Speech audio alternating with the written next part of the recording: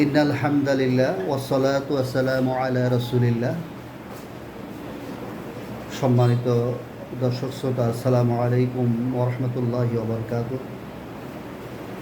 যে যেখানে আছেন আমরা সবাই আল্লাহর শুকরিয়া আদায় করছি এবং ভালো থাকার জন্য আল্লাহর কাছে প্রার্থনা করছি এবং দোয়া করছি যে সমস্ত ভাইরা দেশে এবং বিদেশে বিভিন্ন কর্মকাণ্ডে লিপ্ত আছেন এবং কর্ম প্রতিনিয়ত চালিয়ে যাচ্ছেন, তাদের প্রতি আমাদের অগাধ ভালোবাসা এবং শুভেচ্ছা। আজকে এই জুমাবারে আমরা আল্লাহ রাব্বুল আলামিনের কাছে পানা চেয়ে দু একটি কথা বলার জন্য উপস্থিত হয়েছি। প্রত্যেকটা দেশেই বিশেষ বিশেষ কিছু দিন থাকে। সে স্পেশাল দিনগুলোতে যারা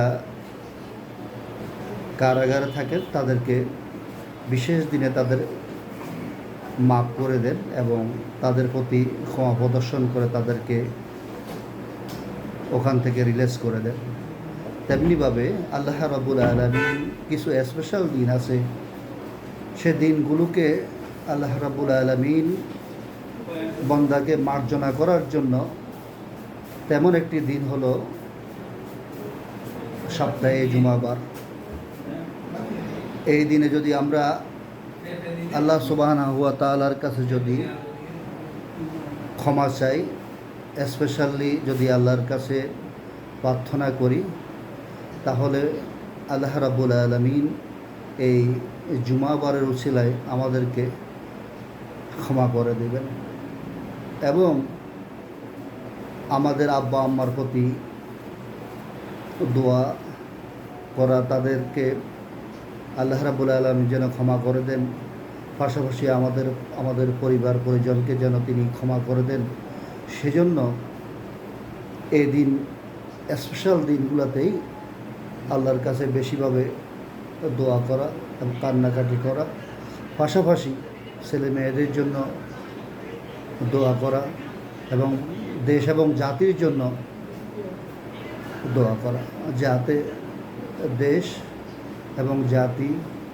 সুস্থ মস্তিষ্ক নিয়ে ভালোভাবে চলতে পারে, কোনো ধরনের অঘটন দুর্ঘটনা এবং অনিয়ম শৃঙ্খলা থেকে বাঁচার জন্য আল্লাহর কাছে এই স্পেশাল দিনগুলোতে দোয়া করা আমাদের উচিত বলে আমি মনে করি।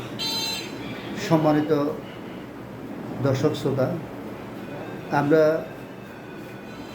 শুধু দোয়া করব না, পাশাপাশি নিজেকেও পরিশুদ্ধ পরিমার্জনা করার জন্য চেষ্টা করব। যতটুকু ভালোভাবে চলা যায়, ভালো হওয়া যায় এবং আল্লাহ রাব্বুল আলামিনের নৈকট্য লাভ করা যায়, সেটাই আমরা প্রতিনিয়ত চেষ্টা করব।